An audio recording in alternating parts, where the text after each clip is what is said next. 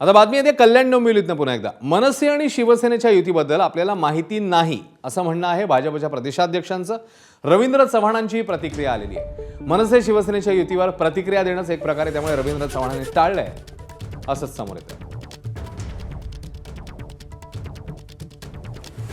आणि भाजपच्या चर्चा सुरू असताना कल्याण डोंबिवलीत असं होतंय, तुम्ही काय तुम्हाला कुठे गाडी कुठे?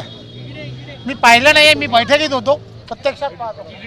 पण सर आता भाजपची भविष्यात स्ट्रॅटेजी काय असेल कल्याण डोंबिवलीसाठी? सर कल्याण डोंबिवलीसाठी स्ट्रॅटेजी काय असेल? सध्या काय ठरवलं नाही। सध्या काय पण सर कुठे गाडी कुठे? पण सर मुंबईच्या महापौराच्या निर्णयावर काय परिणाम होईल कल्याण डोंबिवलीत झालेल्या या घडामोडींचा?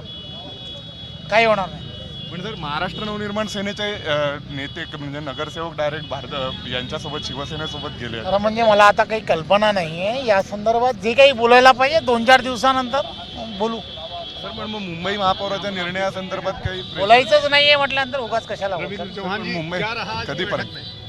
बैठक में चला संघटनात्मक बैठक में संघटनात्मक कुछ खास बातें तर आपण पाहिलं की भारतीय जनता पक्षाचे प्रदेशाध्यक्ष रवींद्र चव्हाण सध्या भाजपच्या केंद्रीय कार्यालयातून बाहेर पडलेत आणि त्यांनी नकार दिलेला। एबीपी माझा, उघडा डोळे बघा नीट।